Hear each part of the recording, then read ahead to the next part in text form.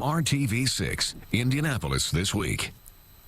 And welcome to Indianapolis This Week. I'm Ericka Flye in for Rafael Sanchez. And we begin today with the controversial right-to-work law in Indiana that is facing a new legal battle.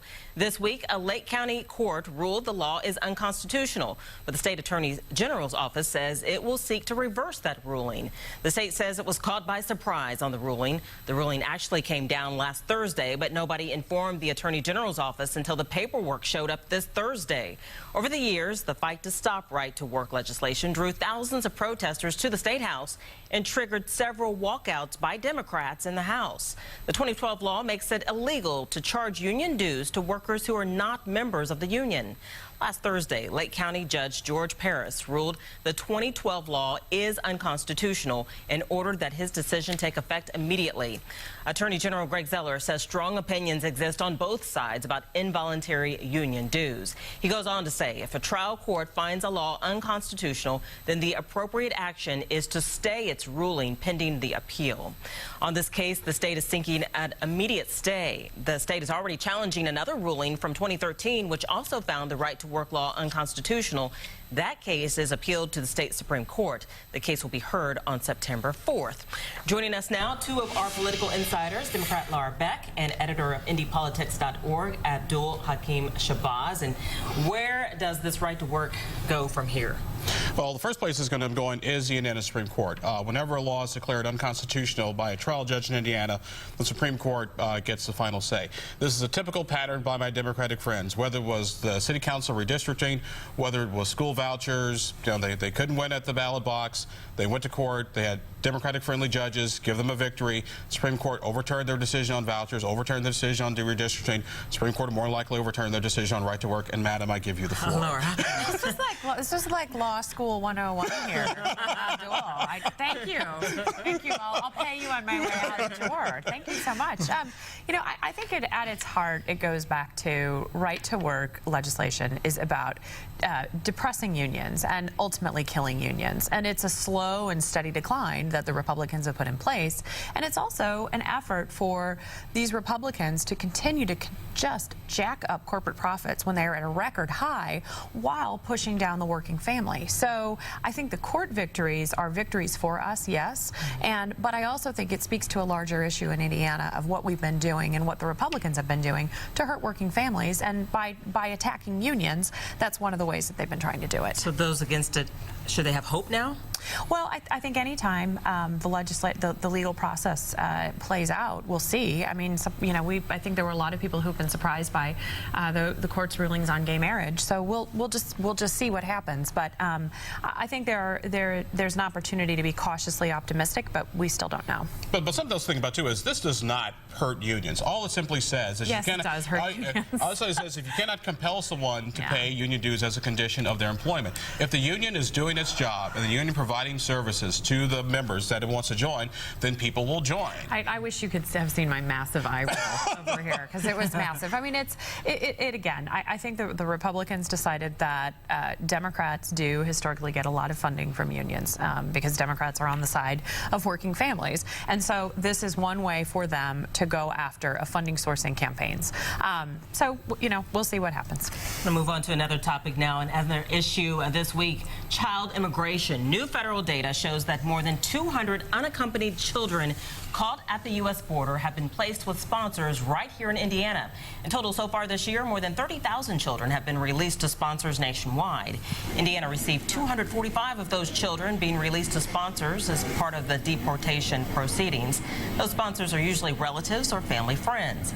The U.S. has seen a surge in unaccompanied children fleeing violence in Central America and crossing into the U.S. believing they will be allowed to stay. Our borders are broken, but what is the right way to deal with all these children? Guys, your opinion on that? Well, obviously, I mean, this is a tragedy situation, and to be honest with you, as conservative as I am on some issues, I cannot blame somebody who's living in Honduras or in El Salvador, you know, which are basically Somalia with what's going on down those neck of the woods, trying to find a better life for their children. I cannot blame them. What we need to do is, from our Republican friends and the Obama administration, to put aside their election year egos for the short term and figure out what to do with these 30,000 something children who are coming across the border. Now, some of it is maybe finding family members here in the United States, setting up shelters wherever they can. But if I was in Honduras or El Salvador, I would not be in a hurry to get back. The Boston Globe did a story maybe about a week or so ago following a family that the little girl came with family members and tracing her pattern. And it is disturbing and it's heartbreaking. I linked to it from Twitter. I know we share our Twitter hashtags here at the end, or whatever they're called at the end. But I linked to it because it is so incredibly disturbing. I mean, I think we as a country and as a people, we have a moral obligation to these children. And I think any of us who are pushing back and saying we need to send them back, it's absolutely wrong. And kudos to the Hoosiers who are stepping up and saying, come to Indiana, we're welcoming to take you here. I think I agree with Abdul. We've got to find a solution because we cannot have these children suffering. In our final minute here, we are 100 days away from the next election for Hoosier voters to decide. What are you two looking forward to with that? I'm looking forward to it being over. Does that count at all? I'm looking forward to it being over. I think it's going to be interesting. We've got the legislative races that are going to be playing out, and you've got the supermajority questions. How much is education going to play a role in this? I know you've got strong feelings on your side. But, how much will that play a role? Well, actually, I think it's probably going to end up being maybe a very status quo election because not a whole lot is expected to change. I mean, Republicans are out fundraising Democrats at the statewide level. Now, granted, anything can happen, but in some key legislative races, particularly down in southern Indiana, you have Democrats who are kind of playing catch up behind the 8 ball. We just had Craig Battles step down in his seat down in southwestern Indiana because of Bruce Borders, the way that district is being drawn. So on the election night, I really don't expect a whole lot to change. I think Indiana will look a lot like it looks right now. I think we'll also see I think we'll see some shifting, though, in some of those districts, just like you say, even down in the South and in other parts. I think there is a strong sort of anti-Common Core, anti-voucher sentiment in some of these areas. So, and then I think also, too, there still is some strong support for Superintendent Ritz. So how much will that play? How also, too, when you look at it as well, and I'm not sure what your thoughts are on this, but in terms of gay marriage, those issues as they've been coming up, how much will that play into turnout? So we'll see. All right, it'll be interesting to see how this all plays out. Thank you guys for being here. And the conversation between our insiders continues on Twitter. You can check out their Twitter handles and give us your opinion, and stay up with Kip, Abdul, Laura, and Jennifer throughout the week. After the break, our Sunday Spotlight is focusing on a couple of leaders of the Peace Corps and all the work they do to change the world. A dangerous world with many global challenges has everyday Americans in the trenches. They are not soldiers or diplomats, but volunteers. The Peace Corps, started by President John F. Kennedy, undergoing some changes to make it easier for people to serve around the world. Rafael Sanchez spoke with the Corps director, Carrie Hessler-Radlett, for today's Sunday Spotlight. Director, the Peace Corps is a great organization, and before we begin to talk about all the great things that you're doing, how do you encourage young people to join the Corps, considering all the hot spots that we're seeing around the world? How do you get young people to say, I want to serve my country this way? Great question, Rafael, and thank you so much for having me. We rely on our return volunteers more than anything. Our return volunteers share their experience, and they have such passion for the Peace Corps and the countries where they serve that they are absolutely our best ambassadors. And we have found that young Americans really do want to serve. They're curious about the rest of the world. They often have done a junior year abroad, so they have an interest in travel and learning, and the program kind of sells itself. Are there any places that are off limits that you will not send Corps members to? Yes, absolutely. We have to be sure that we can reasonably support our volunteers, and we have very strict safety and security guidelines. We have a safety and security team in each country, and they do a thorough assessment to make sure that we can keep our volunteers safe. So there are a number of countries where we can't send volunteers. You are making some changes to the application process to make it much more user-friendly and easier for people to engage the Peace Corps. Tell me about those changes and what you hope to accomplish. We're very excited about these 3 new historic changes that we're making. The first is an online application that is very short, user-friendly, and very personalized. It offers the applicant the ability to choose the country and the work program that they want to apply to. And it enables them to explore the Peace Corps world by clicking through our country web pages. So it makes the process very interactive, very personalized, and very easy. The second thing is that we're offering more transparency in our process, and that is that volunteers will know that if they apply to a program on a certain date, they're going to know by a certain date, and they'll know exactly when they're going to depart. So it takes a lot of the mystery away from the process and makes it easier for applicants to plan their life. And then, of course, the application itself is much shorter and easier to complete.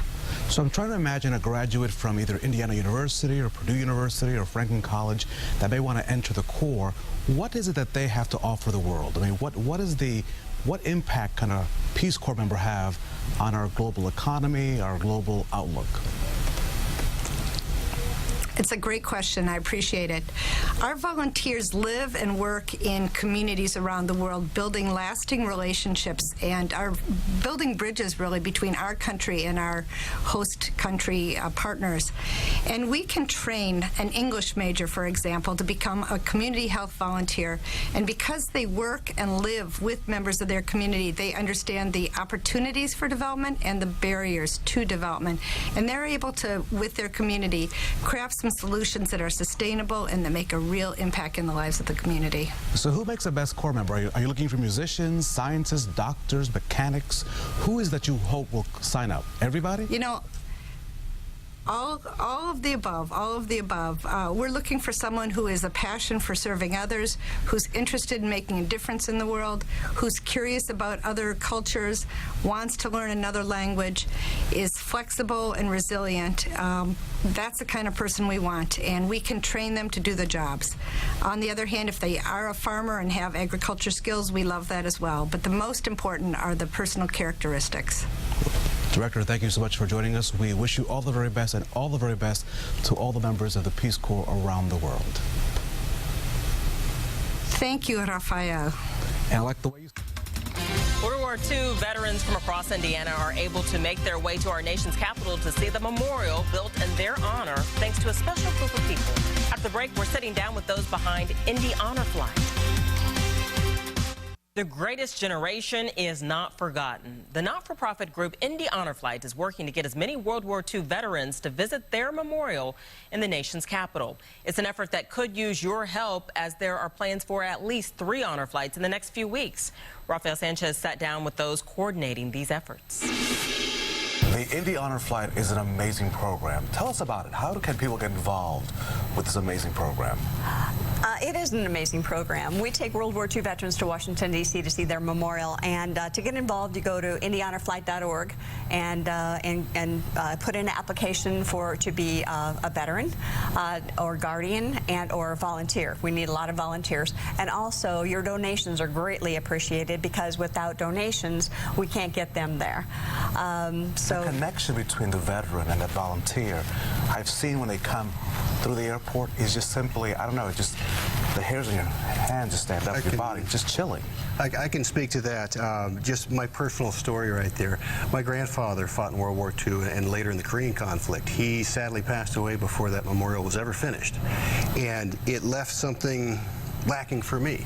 So I signed up and was able to take another man to the World War II Memorial in Washington. I got some closure out of that, and it's kind of like I couldn't take my grandfather, so I borrowed someone else's. And there's closure there for both parties. Both the veteran gets something out of it that's very, obvious. It's very significant for what he's able to go and see, and he gets the closure that he needs. But the volunteers, 16 million Americans went off and served in World War II. There's hardly a family out there that wasn't affected. And it's the children, the grandchildren, great-grandchildren of these brave men and women that went off and fought in that war that serve as these volunteers. So there's a definite connection there, and you can see it. Half of the folks are family members. The other half are just volunteers that spend a day with a stranger, but it's so significant to be able to do so. They are the greatest generation. When they leave Indianapolis and they get to the memorial, do they spend all day there? No. We spend a good amount of time there, and then we do a large group photo, and then we go over. We take a tour around D.C., and they love that because a lot of them have never been to D.C. Some of them have never been on a plane. We go tour around D.C., then we go over to the Lincoln Vietnam Korea War Memorial area and spend a good amount of time there. We go over to Arlington National Cemetery and watch the changing of the guard. And by the time they get done with that whole day, they're emotionally drained and pumped and honored and humbled. And we try and tell them that this is our day to tell them thank you, and this is our day to honor them. And they say, oh, we're not heroes, and how can they say that they're not heroes? They literally saved the world. Sure. So when they come home, we give them the welcome home that they deserve. The next flight is September the 6th. You know, Hoosiers always want to find ways to connect with great causes. So if I want to connect, if I want to volunteer, what do I do right now? What can I do to either volunteer, to donate, to participate?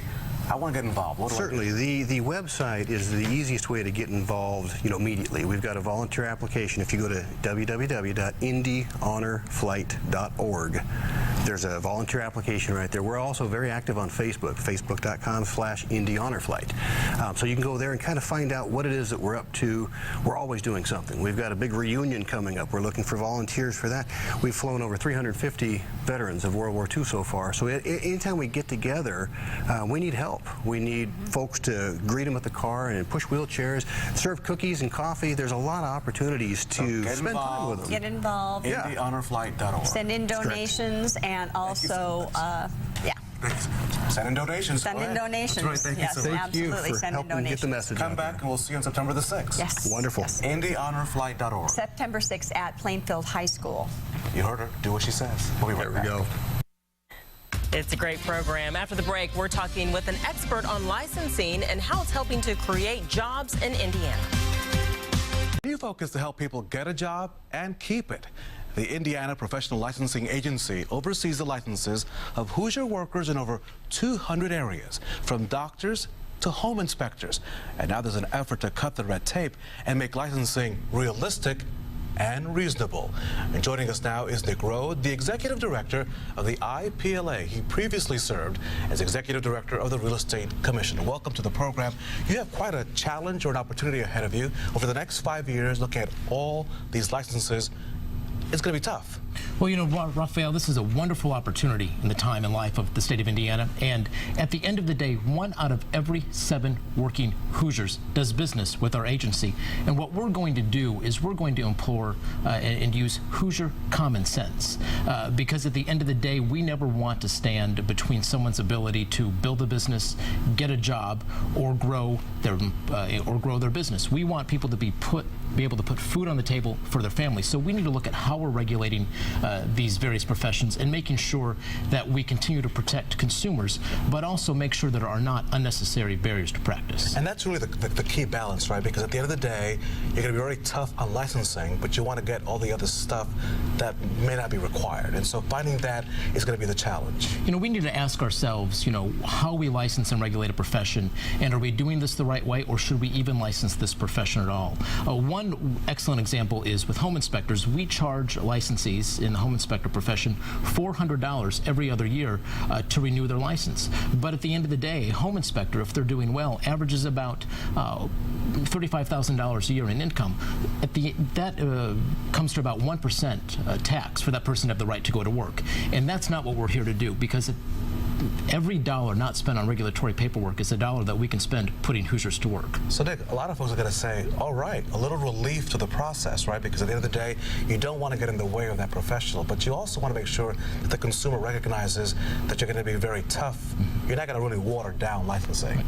There's a difference between consumer protection and industry protection. And anyone that wants to go out there to get that job, whether if it's a 19-year-old out of high school and she wants to become a cosmetologist, we want to make sure that we have the resources available in our our office and use our office as a mechanism of economic development to help them get the schooling they need, the education they need, and for our staff at the professional licensing agency who provides excellent customer service, we want to make sure that that is also one of our #1 priorities. What other successes have you seen? Because you've already, though you have a sort of a 5-year plan, a strategic plan ahead of you, you already implemented some changes beyond the home inspector's process. One of them that we're implementing July 1st of this year is the Indiana Real Estate Commission will be switching over to single licensure.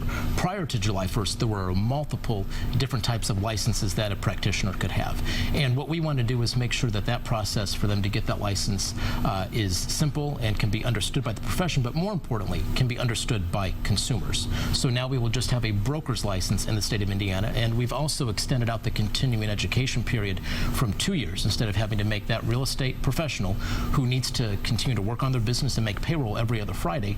We extended their CE continuing education cycle from 2 to 3 years. At the end of the 5 years, where do you want to be then? Where will this process be for all of these 200+ licensing entities? Well, I look forward to working with our members of the Indiana General Assembly because at the end of the day, they are the only body that can create a license or remove a license. But we hope to put forth a thoughtful plan to them on how Indiana can be a leader in licensing to continue to make Indiana a state that works. And will you think you'll find resistance to that, or do you think people will say, you know what, it's about time that we find ways to remove some of these red tapes and brick walls that may stand in the way of a professional? You know, there's been recent studies over the last year that show that for a small business owner, the biggest inhibitor to growth in their industry or their personal business are licensing regulations. We want to put forth Hoosier common sense because whether you're running a cosmetology salon, a medical practice, or a manufacturing company, one thing is always the same, and that's those companies must make payroll every other Friday. And we understand that at the professional licensing agency, and we want to help them be successful in the growth of their business. Nick Rowe, thank you so much for joining us at Indianapolis this week. That wraps up this edition of Indianapolis This Week. Have a great day.